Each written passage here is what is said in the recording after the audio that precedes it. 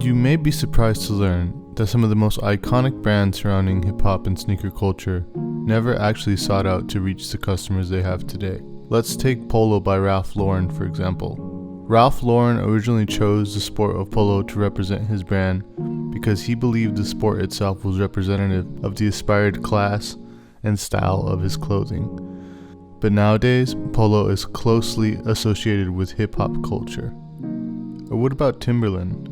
Timberland is a brand that focuses on outdoor wear for people who like hunting and fishing, and yet almost every single rapper that you've heard of can be seen rocking Timbs. DJ Khaled even has his own signature boot. Or what about Carhartt workwear? Since first appearing in rap videos in the early 90s, Carhartt has become a staple brand in hip-hop culture. How did this happen? What's up, y'all? Look, every time I post a picture of my little clothes and stuff, I like posting pictures of my little clothes and, showing you my little gear and stuff. The little young dudes be on the Instagram telling me that I'm trying to dress like them. Let me tell y'all a little something. These are our clothes. We started wearing this shit. We was wearing this shit before y'all was even born. Now all of a sudden, if I wear some clothes, y'all talking about, oh, you too old to be dressing like that. Ain't that a bitch? We was wearing this shit before y'all was even born. I ain't about to be walking around here with the motherfucking Steve Harvey suits on shit. I'm about to rock this shit till the wheels fall off. Nigga, I'm gonna be 70 and feel like fresh. I guess you gotta be a certain age to stop wearing Jordan. We was wearing Jordans first. Young niggas. I'm tired of y'all talking about a nigga was dressing all young. Fuck this shit. If you've been paying attention to hip-hop culture over the past couple of years, you might have noticed the omnipresent Champion trademark logo. How did Champion suddenly become the hottest brand next to Supreme? How did a brand that was sold for cheap at Walmart less than a decade ago become so relevant in the world of sneakers and hip-hop? Like most companies, it didn't start out that way. In fact, Champion was founded nearly 100 years ago in 1919 by the New York brothers William and Abe Feinblum. The Feinblum brothers originally named the company the Knickerbocker Knitting Company. I can barely say that. Pretty lame name, right? At first, the company's main focus was manufacturing knitted goods. But in the early 1920s, there was a sudden demand for athletic wear, and the Feinblum brothers took note of this. In 1923, the Feinblum brothers changed the company name to Champion Knitwear, and in the years that followed, Champion wisely started to sell directly to college sports teams. The business of selling directly to universities began with a successful partnership with college football team, the Michigan Wolverines. Soon, all of Michigan State University sports teams were being outfitted by Champion. Eventually, Champion's products were slowly adopted by the non-athletes on college campuses as well. Champion was carried by many college bookstores, and its warm, no-fuss clothes were a hit. This led to a surge of word of mouth from Michigan coaches speaking with coaches at other colleges across the country. This eventually propelled Champion to the forefront of athletic wear. This was 100 years ago. Why does Champion still remain on the top after all these years? It's simple. Champion's quest to perfect performance design led them to innovate a plethora of new technologies.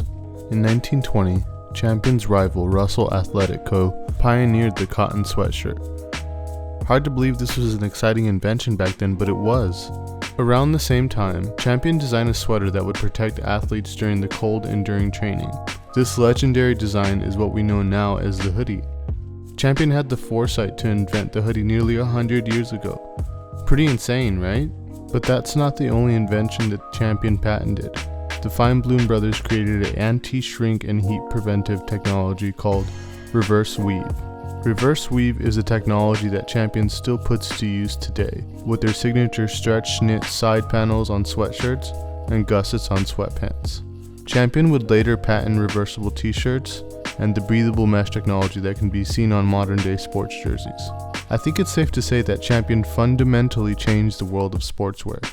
During the 1950s, the company's official name was Champion Knitwear, and the official logo for the brand was a running man crossing a finish line inside of the letter C. It wasn't until 1967 that Champion changed their name to Champion Products, and the iconic logo that we all know today was born. During the 1960s, Champion entered into an intensive licensing program, which started with the NCAA, National College Athletic Association, and expanded in the 1970s with a huge partnership with the NFL. Yes, the 1970s was a glorious time for Champion. Fast forward to the year 1990. This was a big year for the company, probably their most important year.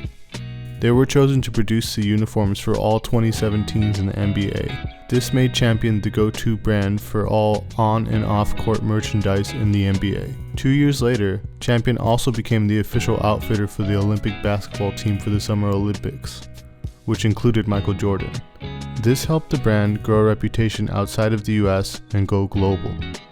The iconic C logo was seen everywhere, from music concerts to skate parks and even movies.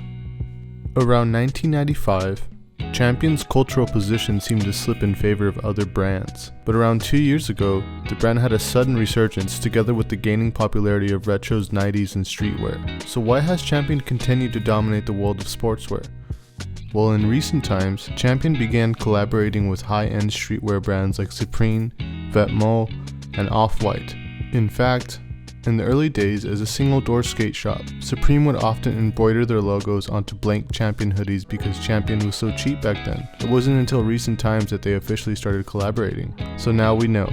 It's the combination of 90s nostalgia and these high-profile collaborations that have helped push Champion right back to the forefront of fashion culture. With the brand's main collection of classics and limited edition collabs with the likes of Supreme continuing to sell out, it seems like Champion isn't going anywhere anytime soon.